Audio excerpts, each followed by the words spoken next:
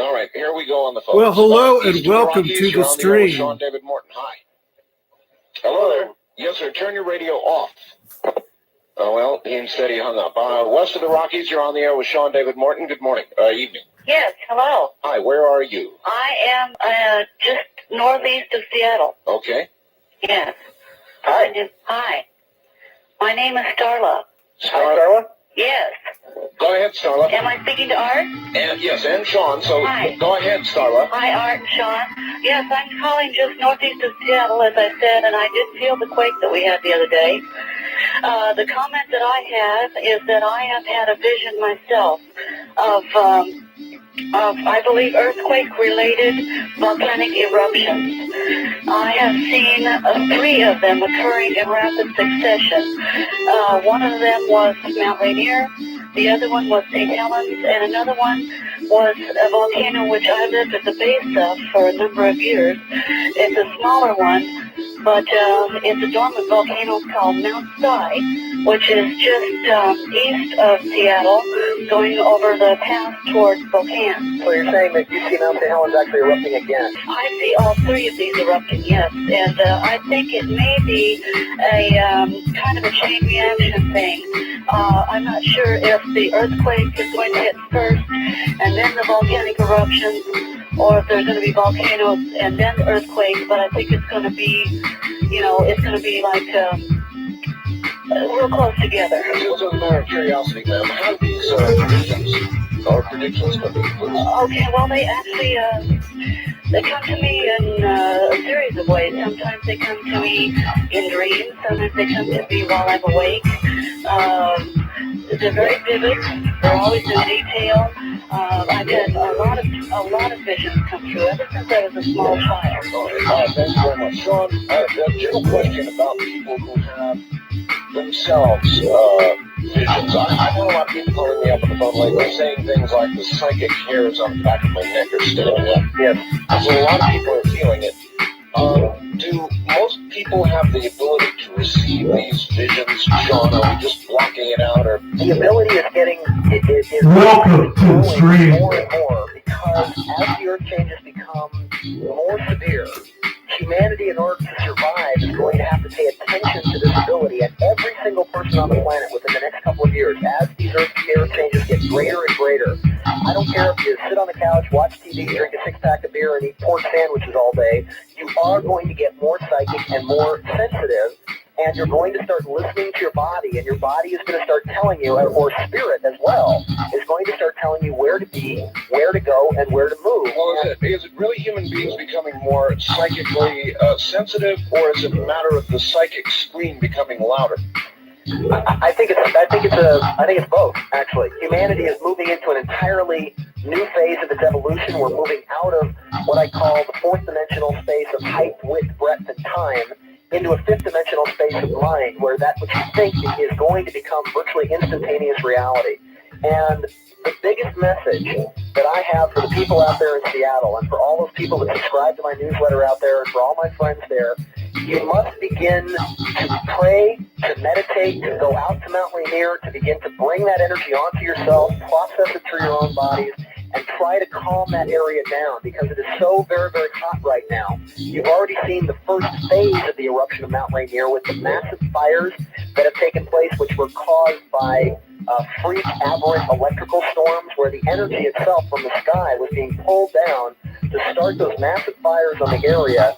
The volcanic activity is simply a symptom of the earth being out of balance, and each element going out of balance, the air element, then the fire element, and then, of course, the earth element as well.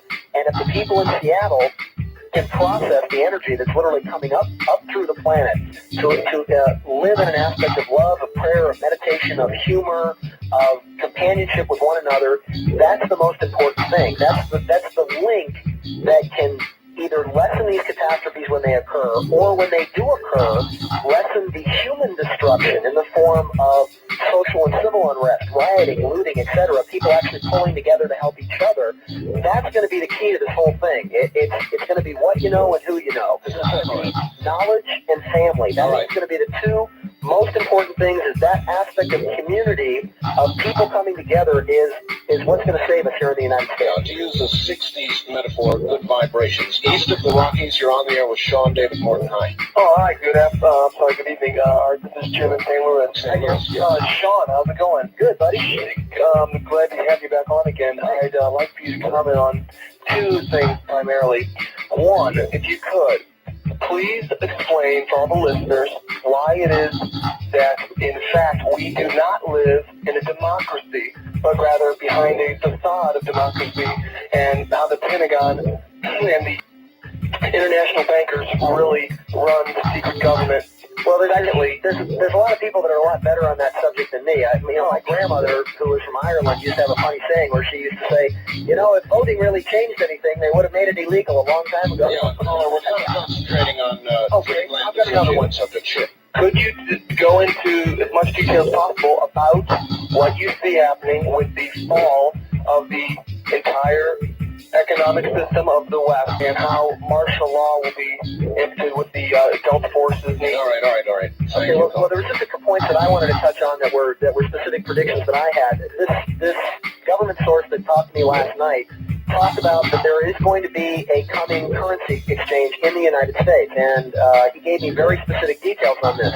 He said originally the currency exchange was planned for this year, that it's been postponed until the late spring, early summer of 1996, which would be an excellent time, by the way, to invest in gold coins. The reason that he gave was that apparently the Iranians are practicing a form of economic terrorism against the United States, where their government, the Iranian government, has actually bought the exact same printing presses, using the exact same type of paper, same pressure plate, same ink, same strip in the $100 bill, and they are flooding the world market with $100 bills. I've been hearing very much the same thing. You can't even cash or break a $100 bill in Europe now, because one out of every five $500 bills outside the country specifically are fake, and that the Iranians are flooding the world market. Are you fairly sure of those numbers? 1 out of 5? I'm quoting this government source, and he said two things. He said a number of things. One, the currency exchange will occur where the money will be called in, that there'll be a new form of currency where you will use red, they'll have a laser design on them, and you'll use red $100 bills outside of the United States specifically, that the currency that was being generated by the Iranians was specifically used for the World Trade Center bombing, and that there were a number of terrorist actions planned across the United States, many of which the NSA has in fact stopped, and you've never heard about. To answer a second question, this is another prediction I have, the Mexican economy in free fall. You will see by June the removal of President Zedillo. You will see massive riots in Mexico. The bailout that Clinton is trying to do right now, I believe, is going to be stopped. He's already been sued for it, which puts it on hold for 30 days, $20 billion, where he's raiding the Federal Reserve Bank to flush out Mexico. Right. And the loans actually come due in 2 weeks. But you'll see the removal of Zedillo, massive riots in Mexico, overthrowing the government, and of course the series of natural catastrophes there, beginning with the quakes around Mexico City and the eruption of Mount Popocatépetl. Now, Sean, as we go on, don't be afraid to make controversial predictions, all right? Well, okay. East of the Rockies, you're on the air with Sean David. Whoops, would have been. On the first-time caller line, you're on the air with Sean David Morton. Hi. Hi, Sean. Where are you calling from, sir? From Kelso. Kelso, Nevada? Montana. Montana. All right. Say hi to the people in Montana for me. Okay. I just want to know, Sean, do you believe in reincarnation? Yes. Because I think I've been reincarnated with Hitler's spirit. Oh. Well, how sorry I am for you. Well, me too, and I think I've had calls from him before.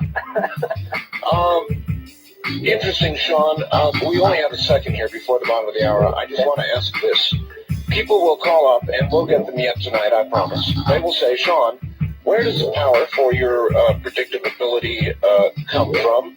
Does it come from God, Sean, or does it come from the devil? Gosh, well, I certainly hope it comes from God. All I'm trying to do with this is try to warn people, try to talk to people about what I see coming.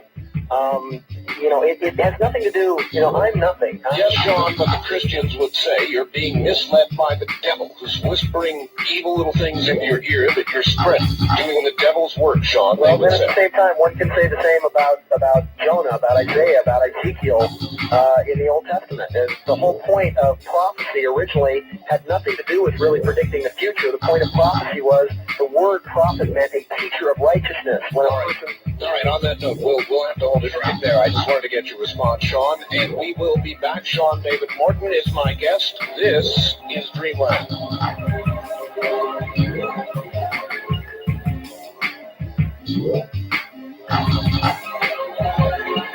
From the Kingdom of Nod, this is Dreamland with Art Bell on the CBC Radio Network. Good evening, everybody. It certainly is. I'm Art Bell. My guest is Sean David Morton, but we're going to, as I mentioned at the top of the program, do things in slightly a different order. Linda Howe, who would normally do her report at the top of the program, will be here in just a moment to give us her report. She was literally just getting in to the airport in Philadelphia, so with an additional hour and a half, she is now back at Report Central in Philadelphia, and in a moment we will indeed have Linda Howe. Ever fan of today, and has grown internationally acclaimed, roving all over the place wherever the action is.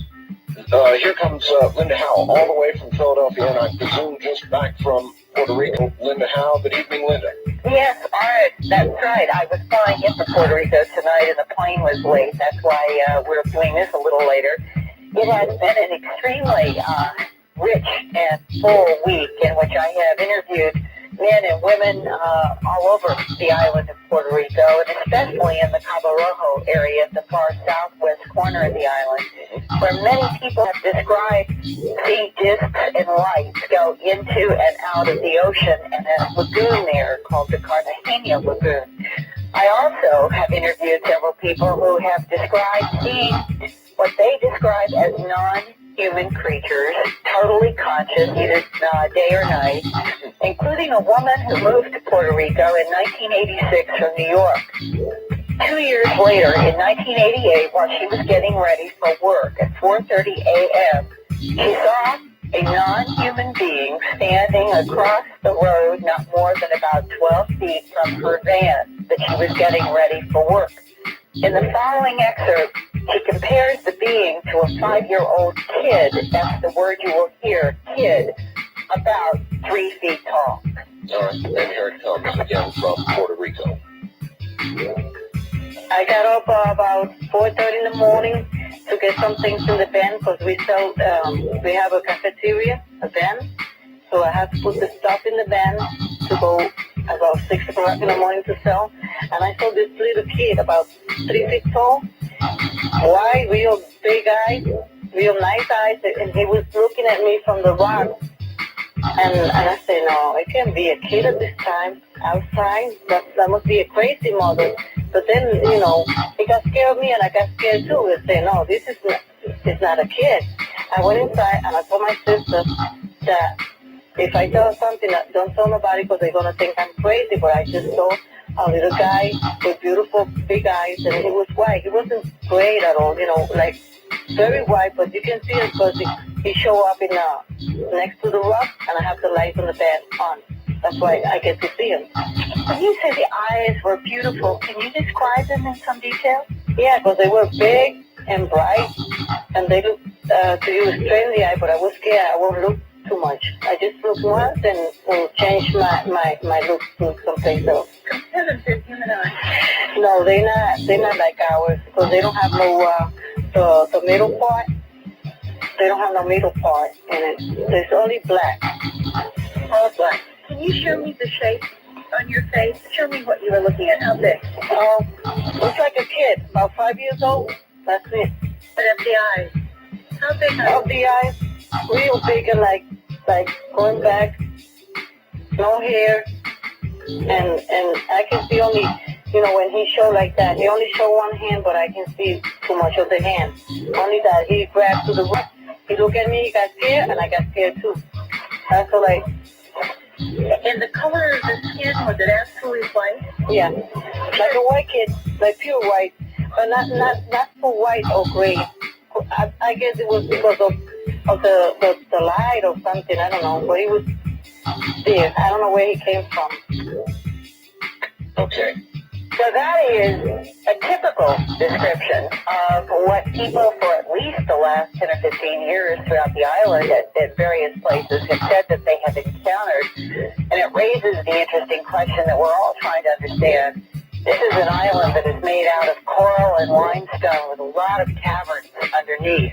Is it possible that there is some kind of a non-human creature based or living under or in the caverns below the surface island of Puerto Rico? And could it explain why there seems to be such a frequency of sightings of both light discs and, in several cases, encounters with beings just as this woman has described? And that's what we're all trying to figure out. Now, jumping from an eyewitness conscious encounter about a non-human creature, which there appears to be a pattern of such descriptions there, you and I have discussed a videotape that we received concerning a possible mysterious Puerto Rican creature. And while I was there, I went to a library in a place called Lajas near the ocean. And the librarian had a book about it's called The Devil's Face or The Devil's Claw, and in it were several photographs of an alleged creature in a book that Salvador Freshito from Spain had put together in the 70s concerning it, and with a question mark, is this an extraterrestrial creature in Puerto Rico? I took the book to an ichthyologist who is one of the world's foremost ichthyologists, means a scientist who studies a variety of fish at the University of Puerto Rico. As soon as he saw it, he said, well, that's a dried up ray, stingray. And he got out one of his large ichthyology books and turned to the drawings of what rays look like on top and on the bottom, and we looked at an X-ray of the alleged extraterrestrial. The X-ray was even almost more clear than the color photograph. His guess is that somebody, with the idea perhaps of a scam, decided that a dried up stingray would look like something from outer space, especially if you turn it upside down to the bottom of the ray, and you put, in this case, they used something that looks like cat eyes in the actual air holes on the bottom of the ray, and below the air holes, interestingly enough, is an area that looks like a pug's nose with a mouth underneath it. That's right, yes. And this is precisely what the drawings and the photographs of the rays in the ichthyology book looks like. It includes the long, what are called clappers, which in the book on the so-called extraterrestrial, they were they look like somebody had made them as to be legs. The clappers on a stingray are used when there is some sort of sexual intercourse between a male and a female stingray.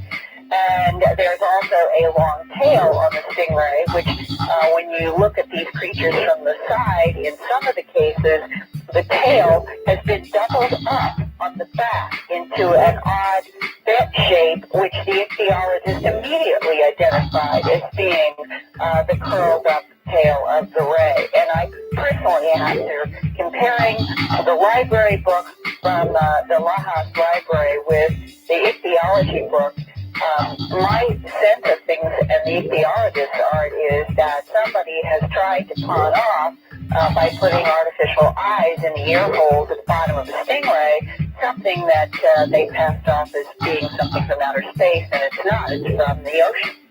From wet space. That's right. All right, so there it is, a hoax. From the ichthyologist's point of view, it definitely is. All right, Linda, let us get out your phone number and your address. I'll give your phone number. Well, that is to say, if you want me to. Well, my fax number has been working well, so if we could give out my fax All right, number. why don't we do that? Give us your fax number. Area code 215-491-9842. And my address to hear from people about your own encounters and events, as well as for the many people who write wanting to know how to get my books and the documentaries that I've done about this, a variety of phenomena. It's Linda Howe Productions at Post Office Box 538, Huntingdon Valley, PA, Pennsylvania, zip code 19006, and again, Post Office Box 538, Huntingdon, English spelling, Hunting, D as in dog, O-N, Huntingdon Valley, PA, zip code 19006, and I look forward to hearing from our listeners. Wonderful. Linda, are you going to be in Philadelphia, or is it off to some other spot in the world? Well, I hope the rest of February that I'm going to be here. I've got several writing projects, and then I'll begin traveling again at the end of March. All right. I have one other thing that I wish to read you and everybody else at the same time, and Sean is listening as well, and just get your reaction to it. This is a letter written by Mr. Rose to NASA. I'm sorry, it's a response from NASA to a letter written by Mr. Rose, an awareness branch of NASA. Dear Mr. Rose, thank you for your recent letter. We appreciate your interest in the space program. We are unaware of a large mass, as you have described, which is approaching or in our solar system. You may be referring to the theoretical possibility announced of late about a 10th planet, also known as Planet X. Some astronomers speculate that the unusual orbital paths of some of the outer planets are the result of a large unknown gravitational source.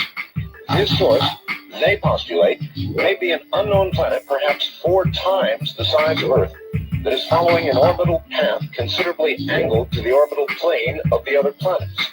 At any rate, NASA's spacecraft, the Pioneers and Voyagers to the other planets, and astronomers around the world are looking for Planet X. This is being done by computational methods, optical, infrared, and ultraviolet studies, and by measuring gravitational influences on the Pioneers and Voyagers, which are now exploring the limits of our solar system. Someday, we may have an answer to the question. And he adds, at the bottom, Mr. Rose does, do you dare reveal this on Dreamland? Well, of course I do. I just read the letter. But that is interesting, Linda. It seems almost an acknowledgement, or it is one, that NASA is indeed busily looking for the 10th planet. Well, who was Mr. Rose, and is he NASA? Mr. Rose is just a listener. This was signed by Carl Christofferson of the Educational and Awareness Branch at NASA. And what is the date of that letter? Let me see. February 9th. Well, I'm very interested in that, and I will, let's see, we're at February 5th today, so was that a year ago? 1988. Oh, long time. I'm sorry. A long time ago, but it did indicate that NASA was interested in and pursuing the possibility or the 10th planet postulation. Well, 7 years ago, if they were looking into that, the question would be, where is their state of knowledge today? And I am going to continue to stay in touch with the astronomer from the Shoemaker-Levy investigation at MIT, and I will talk with her about this, and also about Mach-Holtz 2, which really is a comet broken up into 5 pieces coming into our solar system, and see if I can get any update on this issue of some large mass in the solar system. I would appreciate it. Many of my guests have talked of it. Linda, we will speak with you next week. All right, and thanks. Thank you, Linda. Good night. That's Linda Howe, of course, and from Philadelphia. She is normally with us at the beginning of the broadcast. Now, I think it would be interesting to get a reaction. Let's go back to Sean Morton. Sean, are you there? Yes, I am. Sean, well, wait a minute. Let me put you on hold and over in another place here. Let's see if I can do this. Okay, I think we've got you on now, Sean. Okay. Yeah, great. It was great to hear Linda. She's got fabulous stuff. She's a very nice lady. She's an excellent investigator, and she's the best there is. She's one of the people that's really done a huge amount from the creation of the TV program Sightings, which I had the pleasure of being on the premiere episode of. Anyway, she's doing great work, and I'm glad you have her on your show every week. Do you want to react at all to what she had to say about the supposed creature photograph? I don't think she was talking about the same photograph. I mean, what I'll do, Art, is I'll send you a copy of the photograph in the report called Alien Activity in Puerto Rico by Jorge Martin. All right. I'd be happy to send any of your listeners copies of the. It's about a 30-page report. Basically, if they want to send me $10, that just covers postage and handling and copying the report. And later on tonight, I'll actually fax you a copy of fax you a photograph of it. All right. I'll be able to. Manta rays, unfortunately, do not have little tiny fingers. All right, I will be able to immediately tell you because I have this other photograph in a high-resolution computer picture, so I'll be able to tell you right away. Okay. Well, I'm not sure. She didn't have.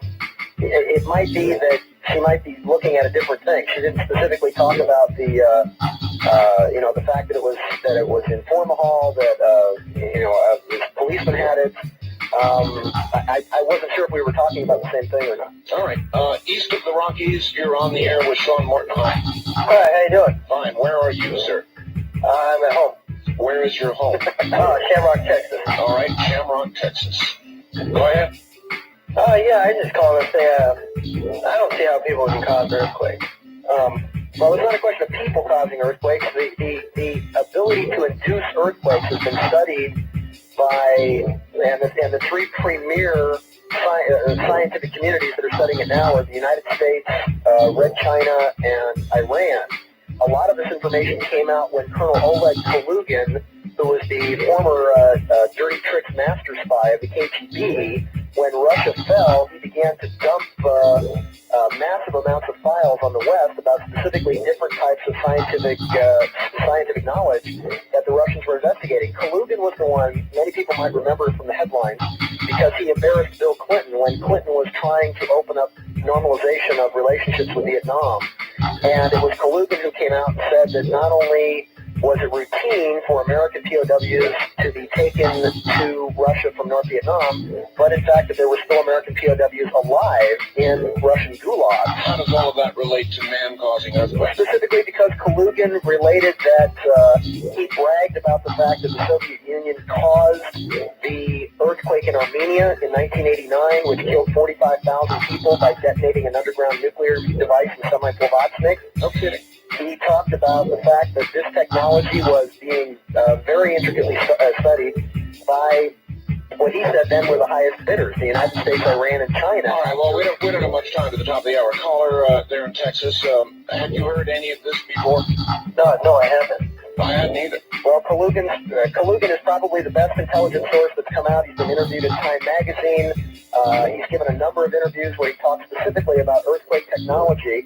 And if you want to go back also just very quickly to Nikola Tesla talks about the fact that he could, with a 2-horsepower device, actually split the Earth open like an apple by pulsing a pounding sound down into the planet using a seismograph that picks it up at the top of the wave and then tapping it again. And it's no more difficult when you know how to do it and have the devices to do it than tapping the waves at the top of a bathtub and then making the bathtub overflow. It's all based on sympathetic resonance, that when you can pulse a wave into the earth and then tap that wave when it comes back, it's just a matter of tapping a wave at the top. And the wave, of course, grows exponentially each time it's tapped. All right, Sean, hold it right there. We're at the top of the hour. We'll be right back.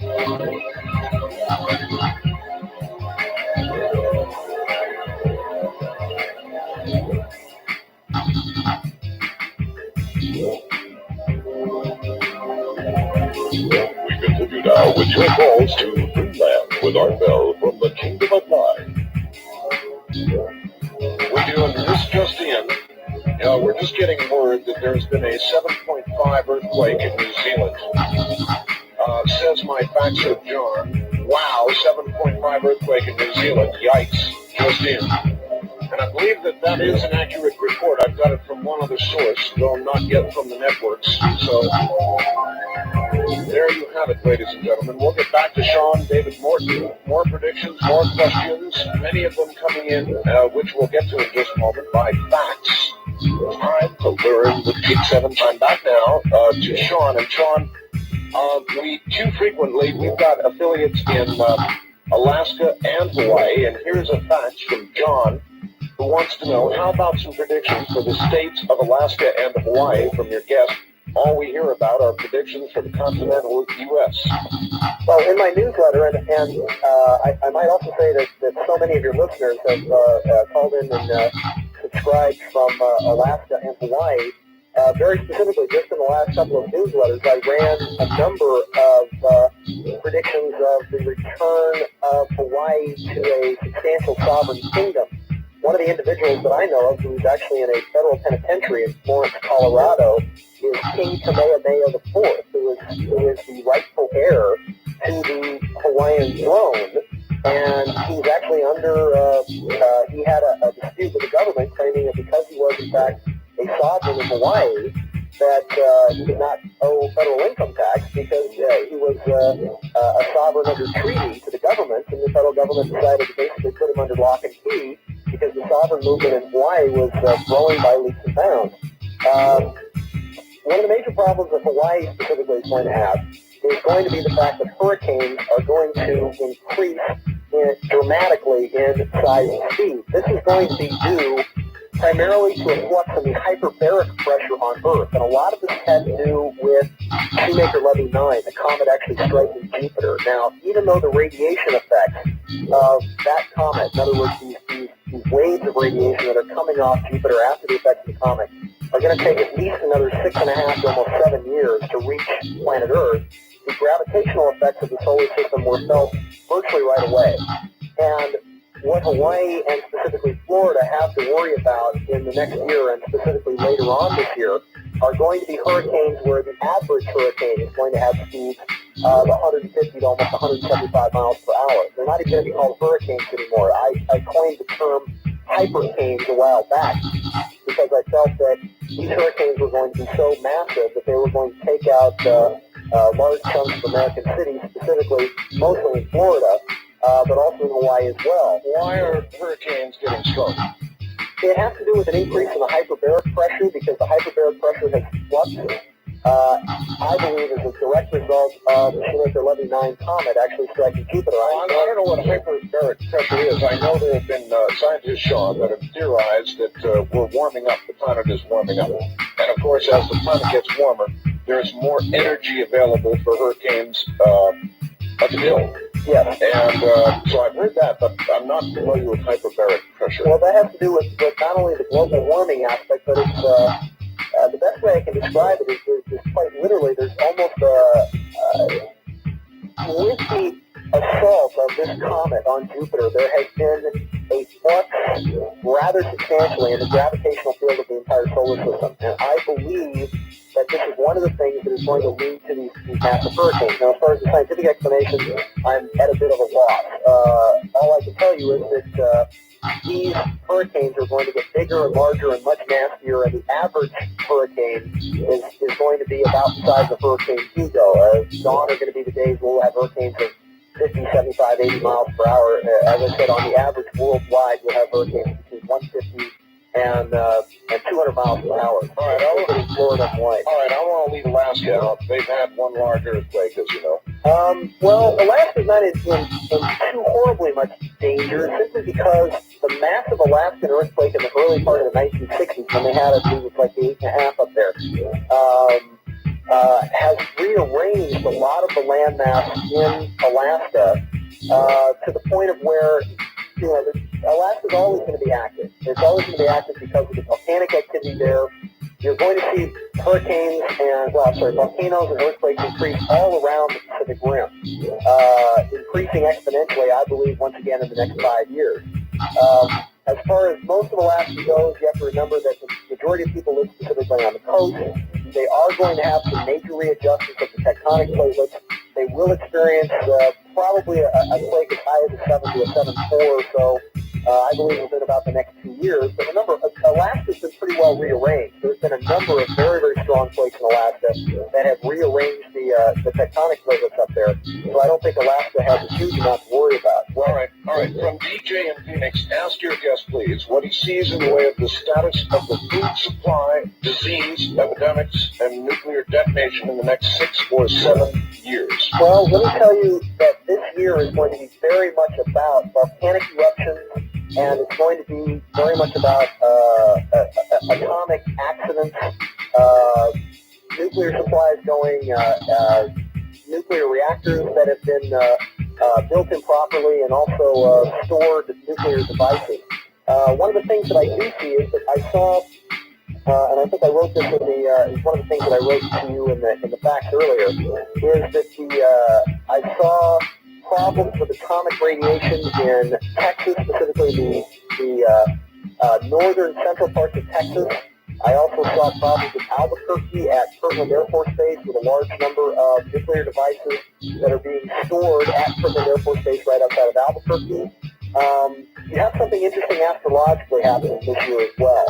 You have Pluto moving out of Scorpio, but Pluto moves back into him. Pluto is very specifically the planet of volcanoes, assassinations, atomic energy, atomic explosions, and it's in the sign that it rules, Scorpio. Now, it's just moved out of Sagittarius, which is why we're into Sagittarius, which is why people are finding that they've got a new way of doing things, a new expansion of consciousness, but it is going to move backwards, back into Scorpio again, going retrograde, as of about the 22nd of April. Well, while we're on the subject, a bunch of European researchers have just said that the whole 12 signs of the zodiac thing is all wrong.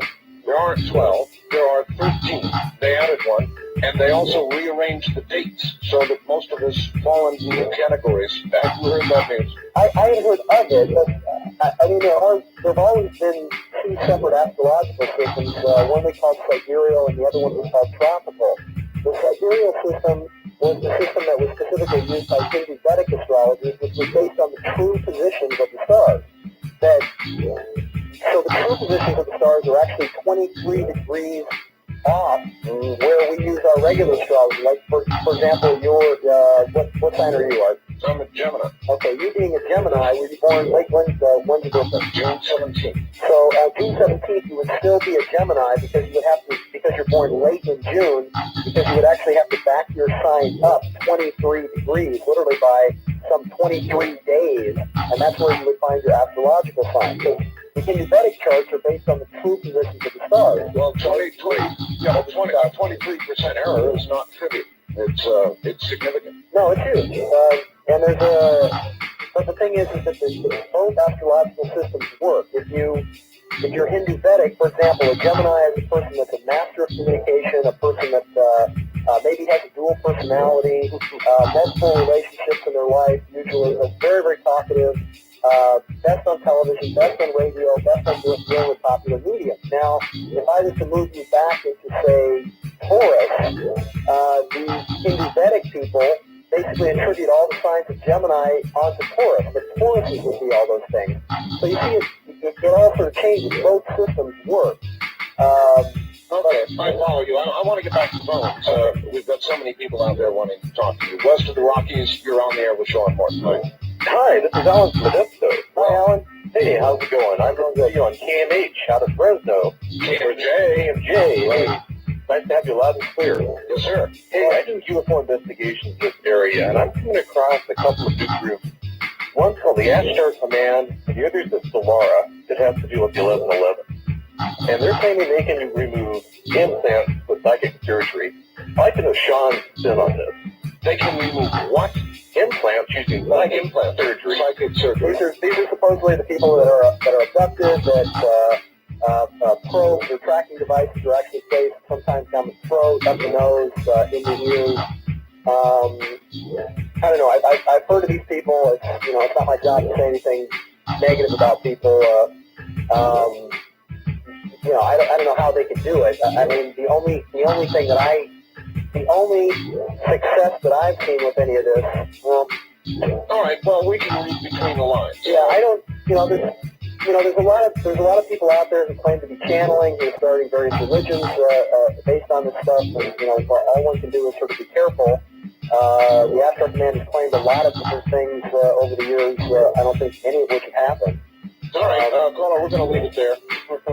Thank you very much. East of the Rockies, you're on the air with Sean David Morton. Hi. Well, good evening, Art. Hi. Fantastic show tonight, guys. Where are you? I'm part of Security Key calls from Albuquerque. Yes. Got a couple quick questions you got me on the edge of my seat tonight. Actually, first question is a two-part question. I'll make it quick. About you said about the social warning nets, how they're pretty much being taken out. Yes. Does that mean? Do you think that might be a smoke screen at all? Well, just as I said, I've got a lot of family that's in the military. My uncle was an admiral in naval intelligence. My dad was a PR director for NASA. This fellow that called me last night, basically we were just sort of chatting about a couple of things, and he was just outraged at the fact that all of the cuts that the Clinton administration has made, when Clinton stands up and says we cut the size of government, cut personnel, he's saying, look, not a single bureaucrat's been fired. It's the fact that we're scaling down the military. We're taking whole battleships that we spent billions of dollars on and pouring cement down the cannons, we're sinking them to make reefs. They're talking about turning them into apartment buildings for the homeless. And our entire submarine early warning net, which took us 25 years to build up, that had hundreds of people on it, that could track Soviet submarines all around the world, could track a submarine, send out a plane, drop a torpedo. This torpedo would then hunt it down and basically kill the prey. But the whole thing has been completely dismantled. And that most of the sensors have been turned off, and that now we've only got a handful, he said 4 guys, protecting both coasts of the United States, like 2 on the East Coast and 2 on the West Coast. Essentially, only a shadow of what it once was. Well, not only a shadow of it, but the fact that we signed the SALT I and SALT II agreements have basically stated that it's like bad manners to defend cities in the United States from nuclear attack. Political correctness. Exactly. And we basically stripped this, and the other thing he was raging about was that the Japanese just sold supposedly 40 decommissioned submarines as scrap to the North Koreans. And these are diesel boats. They do run on electric batteries. They can run much more silently than an atomic submarine can, underwater for some 10 odd days. And the North Koreans took bits and pieces from 40 of these submarines and actually got 2 of them to work. Wonderful. So now they've got 2 diesel subs. The North Koreans who may have nuclear weapons. Exactly. Who have nuclear weapons, who have delivery systems. And he says that, and now, with a sub like this, they can sit 100 miles off the coast of New York and nuke New York and get away with it. And which is one of your predictions. First major prediction. All right. We got to go to the phone. First time caller line. You're on the air with Sean David Morton. Hello, sir. I had a question for Mr. Morton. All right. Where are you calling from? I'm calling from Oregon, Portland, Oregon. All right. Mr. Morton talked about the UFOs. And there's a lot of claim. I don't believe in it, but why are they coming to Earth? Why? I don't know. I've never met any myself. I've never asked them that question. All we can do is speculate. I mean, the whole field of UFO investigation is very much like a Zen cone. It ultimately doesn't make any sense. You ultimately run into black walls where you can speculate. All you can do is speculate what's on the other side of it. I mean, I can tell you my theory. Go ahead. And my theory is that I do believe that not only has the planet been visited since the beginning of recorded history, so this is not a recent thing at all. They've been recorded in the Bible. Every ancient civilization has a very specific mythology based on this. But there's the possibility that human beings themselves are a star-spanning race of beings that we, in fact, come from other planets and other star systems and other solar systems and have traveled here through thousands of years and settled on this planet. It may be now that the Earth itself is a fascinating laboratory. If you look at it from what I believe to be an extraterrestrial point of view, and you look at the fact that on planet Earth, human beings live a very short period of time relative to their lifespans. Remember, human beings used to live 1,000 to about 1,500 years or so back in the bad old days in the Bible. Now we live to be about 100 or so, if we're lucky. We have very short lifespans. We breathe very, very rapidly, and we mutate very favorably under a very harsh, very dirty radioactive sun. So we are the perfect laboratory for all of these species and beings to come from all over the universe to experiment on. They pick people up. They'll they'll do an experiment on the person, they'll put a probe on them, very much like a tracking device, like we put on an animal, put them back, see what their development is like, pick them up at a number of different points in their lives. Other people have put forward the theory that this one particular race is raised at the end of a genetic breeding curve, and that they are crossbreeding their race with humanity. The abductees that I've interviewed and had close personal contact with claim that they're taken on board the ship and that they are shown dozens, sometimes hundreds of children that are crossbred between our race and theirs because they claim that their race is in fact dying out. Now, as I said, these are speculations that are based primarily on what I believe to be first-hand contact with these creatures, and all we can do is speculate. There's no proof. Yeah, I understand. I really like your characterization of us as beings sort of mutating out of control wildly under a dirty radioactive sun. That's an interesting perspective. East of the Rockies, you're on the air with Sean David Morton. Hi. Hi, Eric. This is Smokey in the Disney Park. Oh, we're Illinois. Illinois, all right. I wanted to ask Sean if there was any one vision that he had about UFOs or anything that made him believe, one that stuck out more than all the other ones that made him believe that UFOs existed. Well, the greatest thing for me was, I'd never seen anything like this before. I grew up with it when I was younger because my dad was a PR director at NASA. Gordon Cooper was a good friend of ours. The astronauts would talk about things that they'd seen, and I'd never seen a UFO in my life until I went out to Area 51 in February of 1991, and we got within probably 500 yards of one of these devices, bouncing between 50 and about 250 feet off the ground, and we got within about 500 yards of this thing. And then I started going out to Area 51 and taking big gangs of people out there, and we'd all rent a bus, and we'd go camp out, and then I found the mountain peak that looks right down on the base, and of course from my efforts and a lot of efforts like Bob Azar and George Knapp and some of the... Okay, that's what you've done in the real world, but what he asked was, have you had any visions that relate to UFOs? Oh, the visions of it? I thought he was talking about personal experience. One of the major visions that I've had about these, and this is very, very far off in the future, because it comes about the year 2034, was... And this is going to be wild. These are projections that I've had, visions that I've had. All right, give it to us quickly, about 30 seconds. That specifically what happens is that there is a one particular day in which there's chaos on the planet, where the planet has been knocked off its axis specifically by being struck by a meteor, and that all of the various ships and UFOs and motherships and what have you appear for one day. And it's called the Day of Appearance, and it's the day in which all of these calendars start over, and we are finally shown that the lights go up in the audience, and this silly passion play that we've been playing on the stage that we call Earth, finally we see that we have an audience out there watching us, judging our actions, and not being very pleased with what's going on. All right, on that note, we'll pause, and it is the bottom of the hour. This, of course, is Dreamland, which means it's Sunday. I'm Mark Bell. It's Dreamland with Art Bell on the CBC Radio Network. It is, and I'd like to wish you all good evening from the high desert, where it's a beautiful night, bright stars, and all the rest of that sort of stuff. I'm Art Bell. My guest is Sean David Morton, and he'll back in just a moment with more. And I've got a fax here that I want him to get. In fact, I'll read that right now so you can think about it.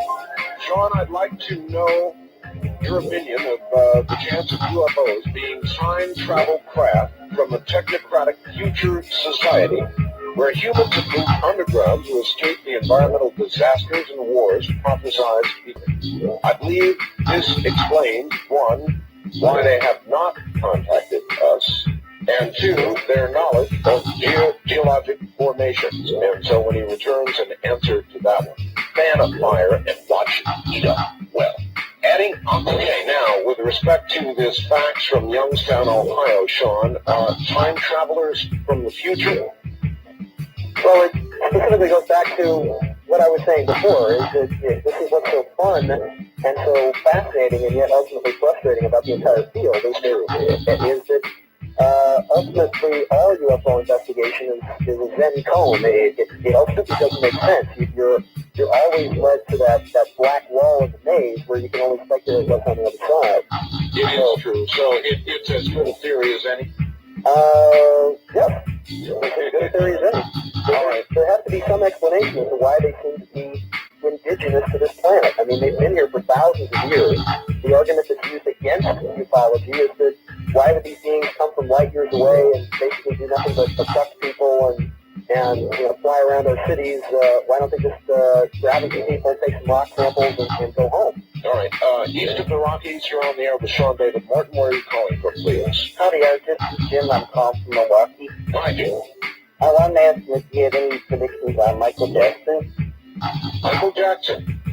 No, because, whatever happens to Michael Jackson, I don't think has any real effect or bearing on the future of humanity. And the only reason I got into this in the first place was to specifically warn people about things that I saw coming up and eventually try to help people start establishing spiritual communities and spiritual brotherhood so that they can be ready for a lot of these things when they happen. All right. First time caller line. You're on the air with Sean David Morton. Hi. How you doing, Art? Okay, where are you? My name is Jim. I'm calling from Fresno. Okay, Jim, KMA. And how you doing, John? Fine, thanks, man. I want to call about the paranormal occurrence that's happening. And I feel that there's seven dimensions the Bible talks about. And I believe the physical we're living now is dimension one. And the astral world, the second dimension is spinning. So what I'm sorry, is spinning.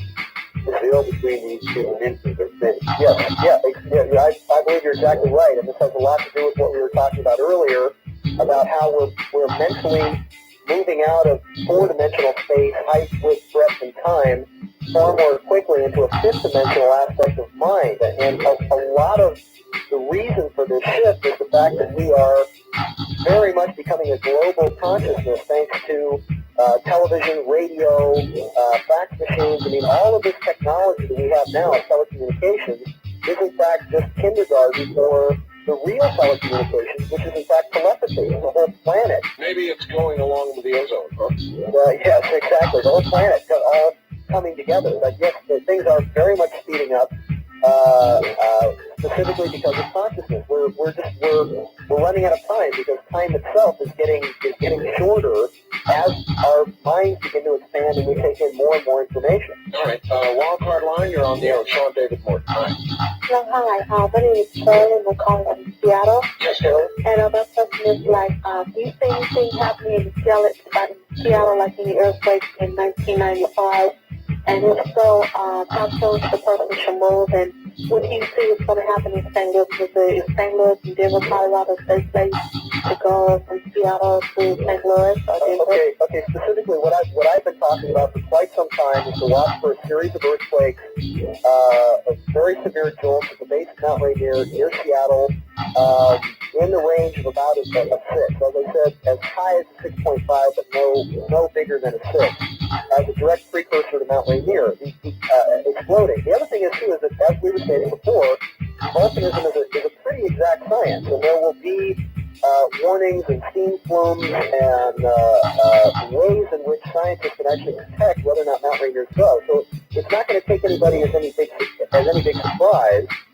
Whether or not they'll actually evacuate sections of Seattle before they get the signal, I'm not sure. As far as St. Louis, Missouri goes, yes, we'll have a great deal of problems with flooding in the Midwest this year.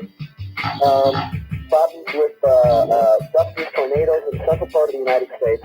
I believe that after the quakes in California come later this year, I'm seeing the window being February, but larger quakes happening in October, you're going to have eventually the eruption of the New Madrid Fault, which runs generally through that area. All right, John, we have been, I've just noticed, if you think about it a little bit, that the people sitting back on the East Coast right now must feel very smug.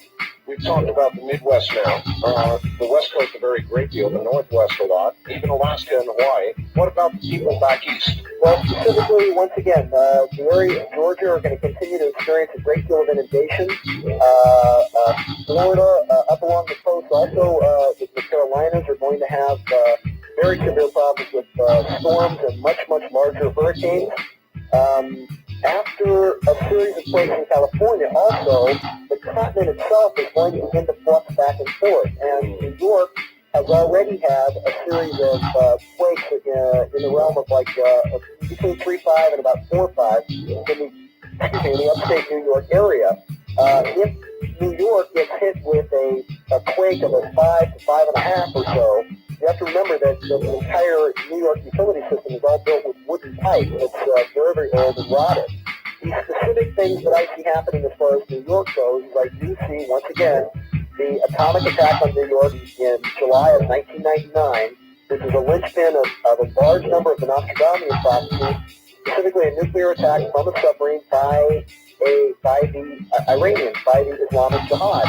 Now, the first attack is actually the city is defended. It does manage to knock out a great deal of the electricity in that entire area with bombs that are exploding above land, in the sky, probably 30,000 to 50,000 feet up.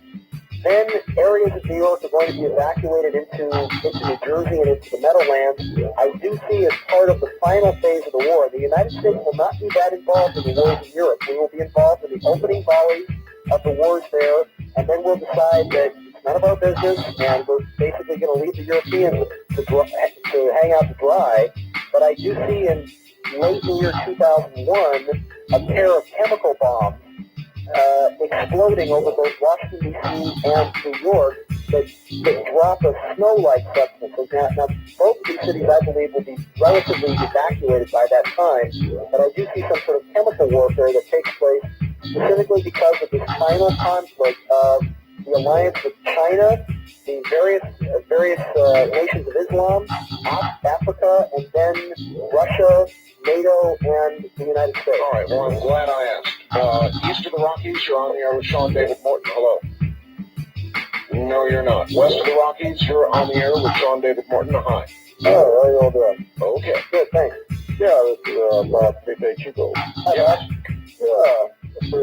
Morton, got to mention Bible a couple of times, referring to UFOs. The only thing I've ever encountered in the Bible is the book of Ezekiel. Ezekiel. Is that the one and only reference? Well, it depends on how you interpret them. I mean, throughout the Bible, you have references to flaming tabernacles, the flying mountain of God, the wheels within wheels that Ezekiel speaks of, the chariots of fire that are spoken of in the book of Judges and Elijah. You're constantly having very tall, blonde-haired men who are either flying about in these flying chariots or actually visiting cities like Sodom and Gomorrah before entire cities were destroyed. You have the clouds that always seem to precede the thunderous music that sounds like trumpets, very, very much like modern-day UFO activity. It's my opinion that much of what you see in the Bible has a great deal to do with what appears to be extraterrestrial contact and visions and dreams and prophecies which are given to people in those days, basically talking about natural catastrophes, massive earthquakes, disasters, relating directly to the fact that unless people behave in a certain moral manner, in a certain way, directly obedient to the laws that are laid down in the first 5 books of the Old Testament, that your country is destroyed over a period of time. All right, Sean, we have very little time. Let's see how many questions we can answer. Well, let me just make one pitch here, Art, once again for the newsletter. Sure. For anybody that wants to subscribe to the newsletter, and I got such a huge response from your last show, it is the Delphi Associates newsletter. You can call me at 310-217-7579 if you need more information. That's 310-217-7579. What I will do for your listeners is that if you subscribe to the newsletter, it's $45 a year. For an extra $10, I'll send you 10 back issues of the newsletter. Basically just covers my printing costs. They retail for $5. Covers my printing costs, and that way everybody will get caught up. I'll send them from November, the October issues all the way on. And I got a huge response with people signing up the last time that I wanted to give people a good deal. So once again, $45 for a 1-year subscription. Add an extra $10 on, and I'll send you all the back issues. And you can mail that to, the address here is 2207 Hermosa Avenue. That's Hermosa, 2207 Hermosa Avenue, Hermosa Beach, California, 90254. 2207 Hermosa Avenue, Hermosa Beach, California, 90254, and it's $45 for a subscription. For $55, they'll send you 10 issues, back issues of the newsletter. There you are. All right, East of the Rockies, you're on the air with Sean David Morton. Hi. Yes, Art, Sean, this is Bryce in Wichita. How you doing, Bryce? Hi. The question not so much on the future, Sean, but on the past. Like, what do you know about, like, the occult forces prior to Nazi Germany that Hitler utilized to start his reign of terror? Well, there's a couple of books on it that are pretty interesting. There's Warning of the Magicians by Jacques Augier. There's The Spirit of Destiny. The Spirit of Destiny, which talks about the occult influences on Hitler. It was a period or a time of Antichrist, quite literally, of world leaders that were trying to centralize power. You can probably throw Stalin and Churchill and Tojo and FDR, all sort of together in that aspect of these monoliths warring back and forth for control. I think you're going to see the same type of thing. The same things that made Nazi Germany possible are basically starting today with what's happening with the breakup of the Soviet Union, each one of those little republics becoming independent, allowing them to possibly be taken over one by one. Certainly the strife in Bosnia, which was a precursor to not only World War II, but also World War I as well.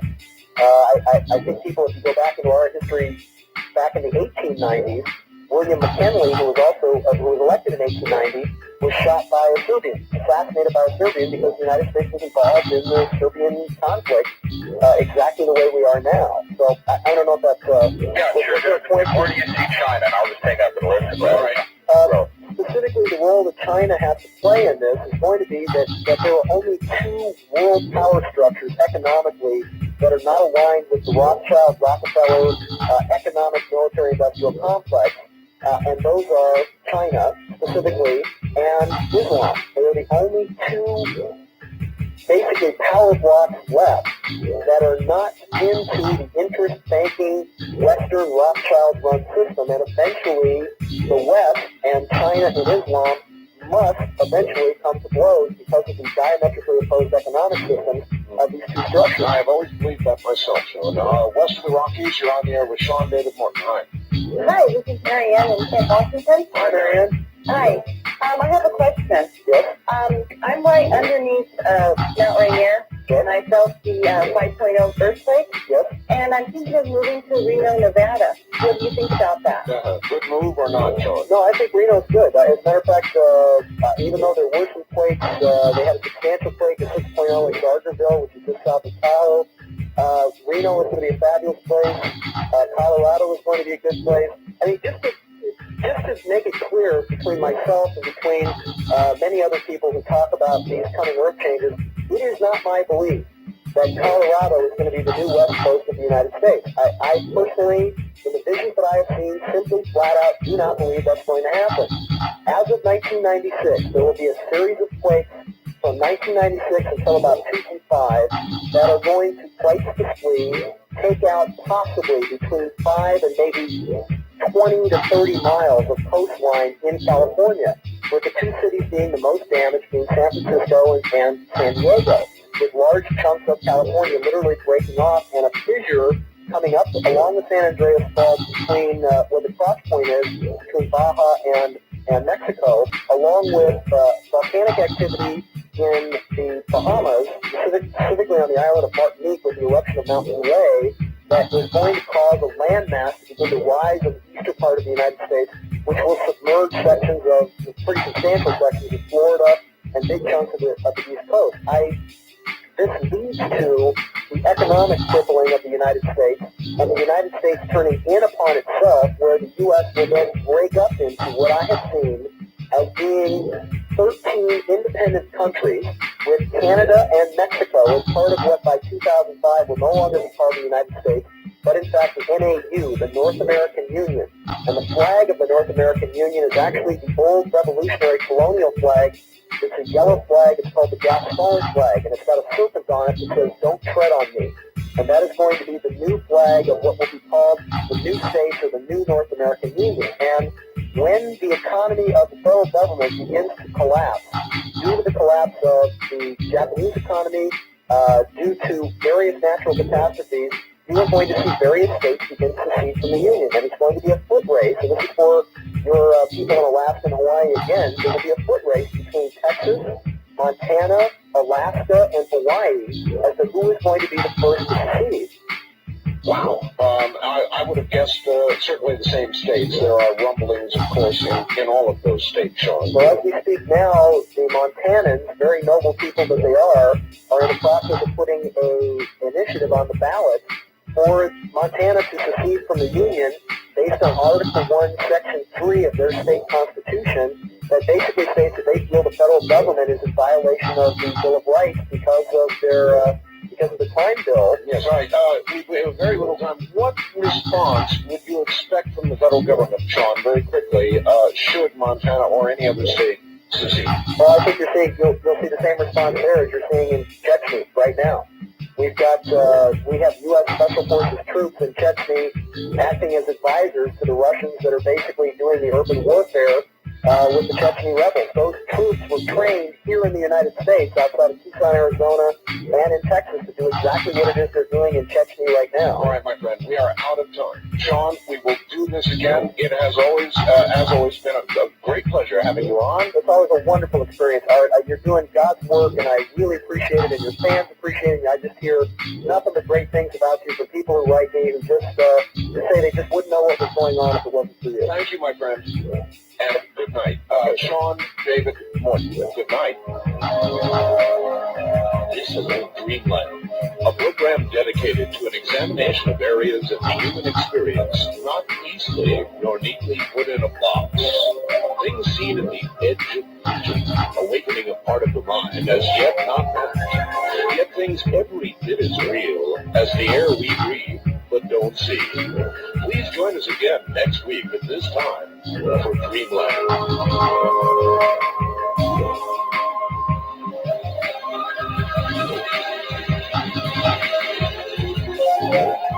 Welcome to Dreamland, a program dedicated to an examination of areas in the human experience not easily lost. Things seen at the edge of vision, awakening a part of the mind as yet not known. And yet things every bit as real as the air we breathe but don't see. This is Dreamland. Sunday evening once again in Dreamland. Hi everybody, I'm Art Bell. And I think you're going to enjoy this evening as, in a way, kind of a follow-up to what we've done with Gordon Michael Scallion and beyond, of course. But we'll follow up on a couple of those things as well. Because our guest is going to be Dr. Bruce Goldberg. And his specialty is hypnosis, past life regression, future life progression. Wait a minute now. Future life progression. Seems to me if we can look into the future, we can look into the future. So we'll ask him about some of what Gordon Michael Scallion said, predicted.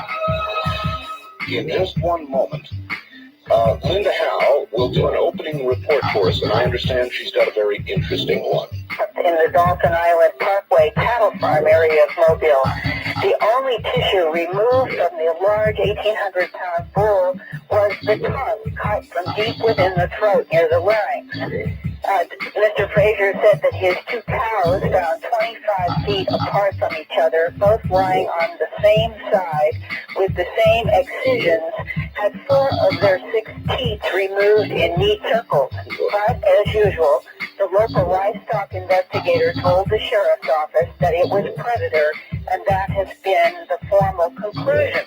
Since the newspaper did an interview with me and some others, I've received phone reports from local residents who say that they have seen odd lights in the woods back of their homes not far from the pastures where the mutilated animals were found. Linda, as a matter of interest, which predator is it that removes tongue and teeth? As far as I know, Art, none of them are capable of doing the kind of surgery I've seen with my own eyes. And when I was in Colorado in January and presented the update on our research about animal mutilations for the last 12 months, I showed the sheriff a whole series of photographs done by Texas A&M and University of Utah wildlife specialists on what predators do to cattle to sheep, to goats. None of the photographs resemble any of the high strangeness bloodless cases, and it impressed the sheriff, as in Alabama, the rancher knows that what he's dealing with is not predator, but for some reason we are still living in a time when it is easier to deny this strange phenomena than it is to just simply face it, deal with it straightforwardly, and investigate it. Of course. Now, if there are any Dreamland listeners in the Alabama area who hear about unusual animal deaths, I would greatly appreciate your calling me at 215-491-9840. There's currently an upsurge of activity in Alabama, and I would appreciate fresh first-hand reports. My address is Post Office Box 538 in Huntingdon Valley, Pennsylvania, and the zip code is 19006. Again, the phone number for unusual animal death or strange light reports is 215-491-9840. All right, we're on the air in Birmingham. Is it close to that? Birmingham and Mobile, I don't know what the mileage is, but hopefully Birmingham listeners, maybe if you hear about something in the Mobile area, you can contact me, because it's one of the big challenges getting information out of even local areas, let alone the state. Right. Now, in December, I reported about a man in Atlanta, Georgia, who watched helicopters escort what looked like a darker patch of blue sky that he could see moving against the lighter blue sky. He wondered if the helicopters were escorting some kind of camouflage UFO or new aircraft. I remember. Yeah.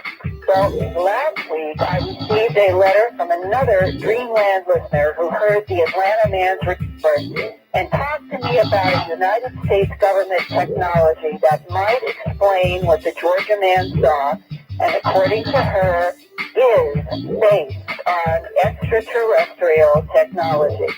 The woman asked to remain anonymous, even though she agreed to give this first-hand report about her conversation with a Central Intelligence Agency employee who has been involved in a project to make aerial craft invisible.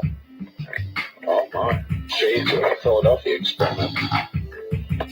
He is an engineer, had been an engineer since college, ended up in management by the time he was in his 40s, and somehow got associated with the CIA. He was in Washington, D.C., and very smart man, and my ex-husband had been an engineer, and so we would talk engineering. I had a little concept of what he was discussing. It was fun. And then once we got into some of the things that, well, gee, you're going off to Vienna, and you're going off here and there, you're doing all the top secret things, aren't you? And he'd kid me a little bit and say, no, of course not, but I wouldn't ever be able to do anything like that. And just, enough so I began to realize that he was involved in some things with the CIA, technical type of things that really were none of my business, and so I probably shouldn't pursue it. One night, however, after many, many months of just kidding around, he said to me, okay, tell you what, I'll discuss something with you that's very interesting that I've been involved in for a while, and obviously this is something for you alone, and we're in an area where no one else would have heard. And he told me that they were working on a very top secret airplane that would be invisible. It would fly over, you would not see it, you would not hear it. Everyone knows their technology, they can, I guess, inhibit sound. That's not a problem. But if there's something that literally someone can walk in front of you or something that passes in front of you, you won't see it. I said, well, how on earth does that work? He said, well, it's altering of the cones and the rods in your eyes when it passes by. And I don't really know the technology, but taking a picture or whatever else, you've got to have the lens working and all the little mechanisms have to be working to receive the light into the eyes so that it registers. And something cuts off the light, I don't know. You'd have to ask an engineer how that works. But that is indeed the way they would do it. So it's there. Just like by, it doesn't do anything to itself. It does something to your cones and your rods so that you cannot receive the light to see it. I remember him telling me that there was indeed a project, and it did indeed work. So whatever the reasons and the plans for it, I don't know. But it was sort of precipitated by your asking him questions if he had knowledge about things extraterrestrial. Yeah, definitely. Wow. Yeah. Wow. That's an important report. And, you know, Linda, the visual spectrum to the human being is not very much different except in frequency than the audio spectrum. And you can do that with audio. You can virtually cancel audio.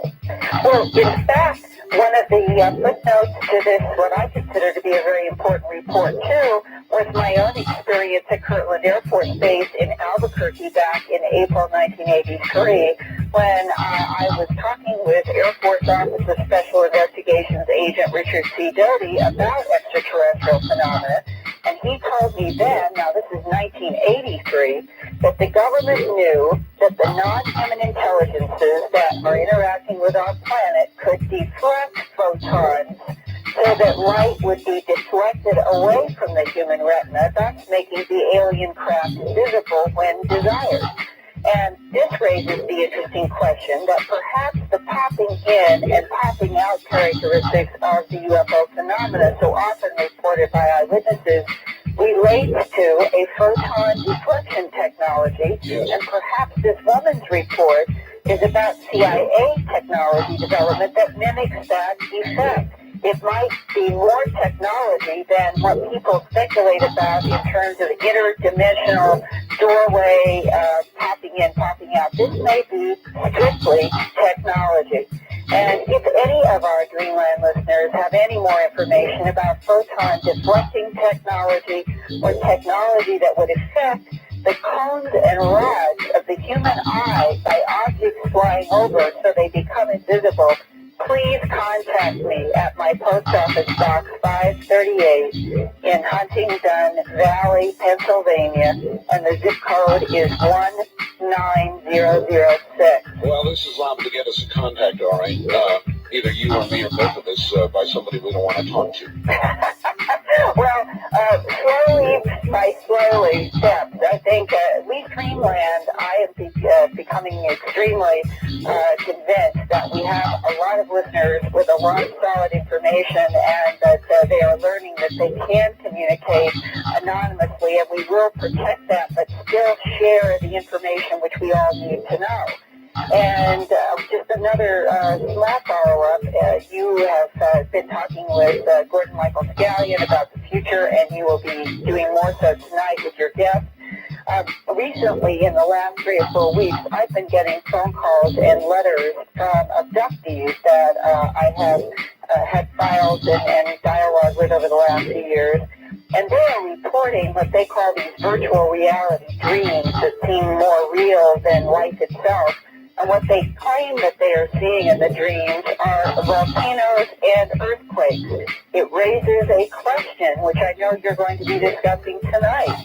Is there something coming up here in the future that is going to involve more earthquakes and more volcanoes? All right, well, you're like another source. Then you have talked to a number of people who have said this, or what? Yes, I have had at least a half a dozen phone and letter reports from abductees who don't know each other. They're in different parts of the country. And periodically, I will get phone calls and letters and what's on their mind. And right now, what is on their mind is upcoming earthquakes and volcanoes. My.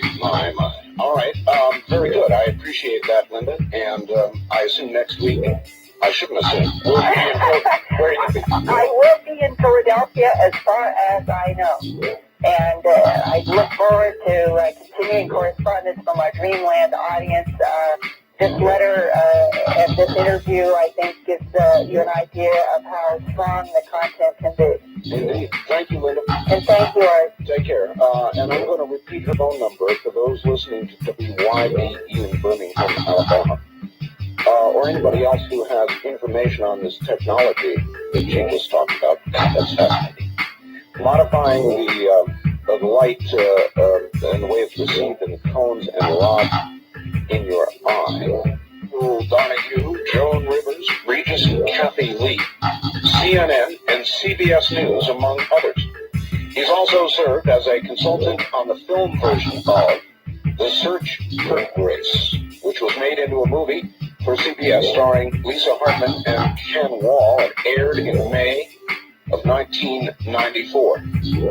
He also, by the way, in December was on a program called Other Side, The Other Side, NBC television, where he progressed a studio audience member into a future life, and then later guided the entire studio audience into the future of this life and a future lifetime. December 3rd, CNBC reran his 1993 interview with Tom Snyder, and there they talked about physics and progression. So he's been all over the media. Now he's over it a little more.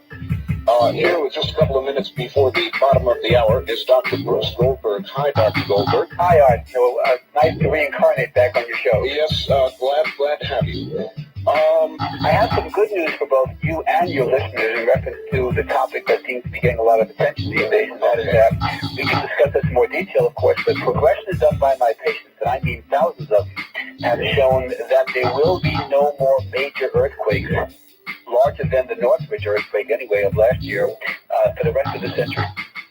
So the gloom and doomers are not going to get it right this time. That's good news, and I'm glad to have something over on the other side. But I would ask you this. I can understand how one could easily document regression. You could go back and look at history and records, and you could go through careful documentation. I know you've done that, and prove that your information is accurate. With regard to the future, how do you document it? Well, you can document age progression first, and obviously this is what we did on the three patients that were kind enough to come on the other side with me at last or 2 months ago for NBC here at the show, were patients who I had worked with about 5 years prior to the show. And what we did was I followed them up. I followed them through. One of them was a case of a woman who had AIDS, and she was able to perceive into the future where she was able to be taken off experimental medication that was not working, and her immune system would respond between, let's say, 4 and 5 times the quality that it would have done had the medication worked. That's exactly what happened. Her CD4 count is now 6 times what it was back about in March of last year as a result of being taken off the medication. And she came off that medication based on the progression?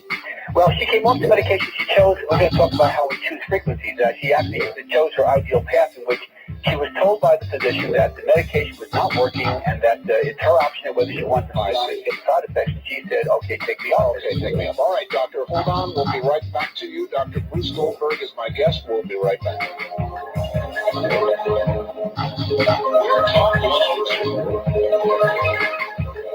This hour of our show is recorded for rebroadcast at this time. Please do not call.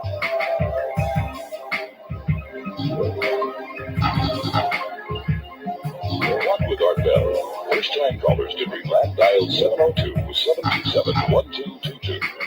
This is Greenland on the CBC Radio Network. It is, and I've got some information just in from USGS, the Alaska Information Center. Brace yourselves. There was a 6.2 earthquake today, felt over a large area of Alaska. I've got a second fact on it as well. It was 6.2 in, let me see, well, here's another fact. We listen to you on KFAR Fairbanks, Alaska. There was a 6.2 earthquake in south central Alaska today. And that's from Dan and Susan, and then combined with the USGS report that I have, also calling that, and a 6.2 earthquake in New Zealand, probably an aftershock. Northern Peru today, 5.7, and the California-Nevada border, 3.7. In Las Vegas, they had a mild one, 3.3, and 2.2 make that 2 very mild ones.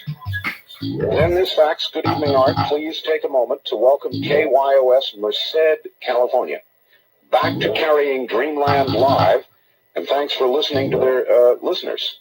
Yes, indeed. Thanks for listening to your listeners. KYOS back live with us on Sunday evenings. Now, back to Dr. Goldberg. Bruce, are you there? I'm certainly here. Okay. We were talking a little bit about how you can document some of these things, and again, the nice thing about when you work with this, I've been doing this for 20 years now, is that with people who I worked with over many years, who I can then follow through on those 3 patients that were kind enough to go on the other side interview 2 months ago, these people had gone forward in time back in 1989 all the way to about 92 when I worked with some of these people. And this was now anywhere from 2 to 5 years after the fact. The perceptions that they had received and the ideal frequency that we're going to talk about how people can actually control their destiny was actually able to manifest themselves. So they actually documented the progressions. Now, if you can document age progressions, then using simple extrapolation principles, you can also then make that a reasonable theory, let's just say, or hypothesis as to the future lives coming true too. Sure, makes sense to me. In fact, I've worked with newscasters who predicted, in fact, in past lives visualized. In my older book, there was a radio host who predicted a baseball score result. There was a newscaster who predicted, if you will, or progressed himself to perceive actual news items that actually came true. Many of these were local, and they were not logical items, like a small plane crash, a fire in the city, and the name of the person who died, things like that. So there are lots of little things that give more credence to the idea that these progressions are, of course, reality. One of the first things everybody would ask about this, Dr. Goldberg, if you can really begin to predict events, then you could predict the stock market, you could predict all kinds of financial trends and events that, frankly, could get you rich. Mm-hmm. And the answer is you can do it. The problem here is that you have something called the laws of karma, and this is what it means. It isn't just one future. It's not like, this is what I always have a problem. People tell me about their psychic readings or some of the prognostications or even their own precognitive dreams that they have. Because you're getting a frequency or an option. If you're not on that frequency, then the lottery number you get or the stock market reading you get is not going to be relevant to you. You have to be on the same frequency where that perception or progression is attained. All right, well, let me tell you just one little bit about Gordon Michael Scallion, what he said about how his visions come. He said, almost like a television screen that plays in front of you, but not just 1, 3. He said 2 of them will be fainter. 1 of them will be brighter in contrast and is the most probable future, but he agrees it could change, it could go another direction. He says he's learned to pick this brighter, more probable future. Okay? Does that make any sense? That coincides. Actually, it does. What he's saying basically is that in past life visualized and also in the Search of Grace in the back, I give the complete explanation of how the quantum physics space-time continuum works. What I break it down to very simply are 5 basic options people have, and the one that's ideal, if you will, that the one they can choose and be programmed to, is going to be the one that's going to be pretty much their framework of their reality. Now, what that means, for example, let's say that Mr. Scallion and others, and let's talk about people like Casey and Nostradamus and biblical predictions and all the ones that unfortunately show gloom and doom. I'm not saying those aren't going to occur. What I'm saying is that I know I'm not going to be on that frequency, and anybody else who uses very simple techniques of switching tracks can actually be switched away from that track where that negative frequency is a reality to a more positive one. Well, you know, a good example of this. The best thing I can relate to is that in 1977, when I developed the field of progression hypnotherapy, I decided to do a little research, an unpublished research experiment. I wanted to take about 500 people into the future, specifically going to the end of the century because of the various things I've mentioned, the Casey and the Nostradamus, the Bible, and things like that. Sure. So what I did was I found out that about 80% of these people showed that on the frequency they were on, that in May of 1988, they came up with the same figure. May of 1988, a nuclear war began. Now, I don't read the papers every day, but, I don't remember one. In fact, a nuclear war is going on right now on a certain frequency. We're not on that frequency. That's how similar and how different they are. It's on the same longitude and latitude. It's on the same, shall we say, dimension, if you will, out there, except it's the parallel universe that it represents, which is proven, by the way, by quantum physics. Since 1957, we know about parallel universes that has been documented at Princeton University, of all places, that they are that off, just like a radio frequency is. Like you change your dial, you're a hair off, you get a different frequency, you get a different show coming in. All right, well, you're in California, right? I'm in Los Angeles, right? Los Angeles. My advice would be stay on a different frequency. Well, of course, but my point is that my point is to choose the ideal frequency and stay on that one rather than just say staying off just saying staying off all the others. You have to know where you're coming from. You have to know you have to have a scorecard with the players on there. Sure. And most people, they don't have that. What they do is they just unfortunately get hit by this gloom and doom. We were talking a little bit before the show about how back. I remember I was doing a radio interview here in Los Angeles on KFI Radio, a big radio station out here, and I was regressing and progressing the host of a show to the future. She went to the 23rd century. That was a great show. But what happened was that she was very nervous during that show because that was November of 1991, and the following month, the seismologist at Caltech predicted a major earthquake in the Midwest, the Mississippi River Valley, covering like about 10 or 12 states. It was supposed to be the worst earthquake in the world's history. I remember it, yeah. And guess what? And the news cameras were there, and CNN was there, and everybody was there. And December 7th, Pearl Harbor Day of 1991 occurred, exactly 50 years, by the way. And guess what? Nothing happened. And this was one of the most prominent men in this field, who is not on the news very much these days, fortunately. But my point here is that you can't predict earthquakes scientifically. Now, psychically, of course you can get vibrations, and the patients of mine can get progressions showing that. But if you look around and perceive the other four major options, you'll find that there are no major earthquakes on at least one, if not two, of the major frequencies. And if you're on that frequency, the Northwich earthquake of last year here, or some of these others, you mentioned 6.2. I don't like any earthquakes at all, but you know something? 6.2 is not going to put California to the ocean. No, it certainly is not. There's no question about it. Those are just quakes that occurred today. Right. So what I'm saying is that people feel that the so-called big ones, they had, I remember on the local news here, just in Los Angeles about a week or so, 10 days ago, they interviewed a Caltech scientist, seismologist, and he said, well, there's so much pressure built up, we haven't really had a big earthquake. I mean, the big ones were like since 1810 or something crazy bigger. So he says, we're really due for one. He says, well, when's it going to be? He says, well, it could be tomorrow or in 75 years. That's right. Well, actually, I think they narrowed down to the next 30 years. Could be tomorrow or within the next 30 years. But science is, they're also warning right now big earthquakes. So you're right. You're running against the trend, but that's fine. You're right. The point is not to be scared by, this is what you call playing defense. And see, my point here as a therapist is empowerment. Number one, I'm not saying, believe me, I'm the last person in the world to do things of complete folly. I didn't move from the East Coast to the West Coast because I wanted to be in the middle of the Pacific Ocean on a dinghy, Well, maybe this is why somebody accosted Dan Rather and demanded to know the frequency. I don't know.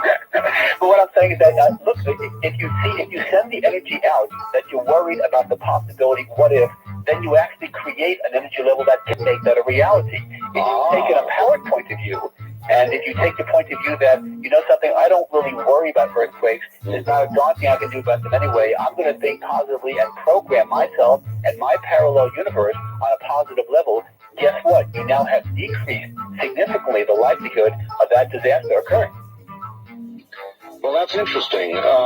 If that's a universal truth, then those who predict doom and gloom are bringing it on. Well, they're only bringing it on to themselves. You have to have millions and millions of people actually send the negative energy out to do that. That's why, for example, those of your listeners out there who may have, not that this is a scientific treatise, but if they ever read, for example, the Seth material, Jane Roberts' books in the early 70s, they would talk about Seth, this discarnate entity, would talk about how, well, these earthquakes and these typhoons and all these little things are brought about by the global magnified negative energy. Quantum physicists have actually documented the fact that energy does have a certain effect. In fact, there was a scientist, a neurologist up at Stanford by the name of Carl Pribham, who's now retired in North Carolina now, but when he was there for 30 years, he came up with the holonomic memory theory, or brain theory, which states and combines neurology with quantum mechanics, which says that not only does a thought create a hologram, but that hologram creates parallel universes marrying into quantum physics, and you literally have a three-dimensional representation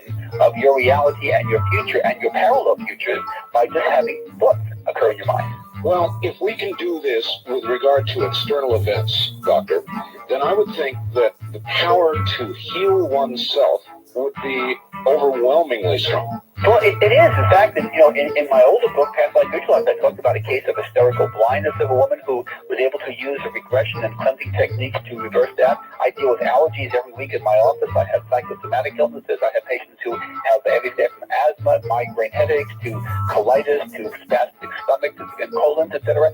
these are people who are making tremendous, and of course the immune system. Let's not forget about the woman who was on the other side with me, Mary. She was able to build up her immune system where she's almost out of the AIDS classification now. That's how good her immune system is these days. Actually, there are quite some number. I've been reading a book called You Don't Have to Die. I can't remember the name of the author, but there were a lot of similar cases documented in there of people who have literally actually brought themselves out of the AIDS classification by raising their T4 count. And also people who have remitted cancer tumors, because see, the research today, I had a call from an old friend from NIH, and she wants me to work on a research project with her, one of the grants in the future in reference to my techniques, just as more of a theoretical backup. And I said, fine, but what they're doing is now they're finding that the classic AIDS research isn't working. And just as in Mary's case, she had to be pulled off the drug because it wasn't working. What they're doing now is they're using the cancer research, because in cancer, the problem with cancer is that the T lymphocytes, which fight cancer for the most part, they won't attack their own cells. That's why cancer, which is nothing but a normal cell that has become abnormal, the immune system doesn't attack its own. So that's why these tumors grow and grow and grow. And they're trying to use some of the ways to stimulate the cancer immune system to deal with AIDS. Now, what's also interesting is this.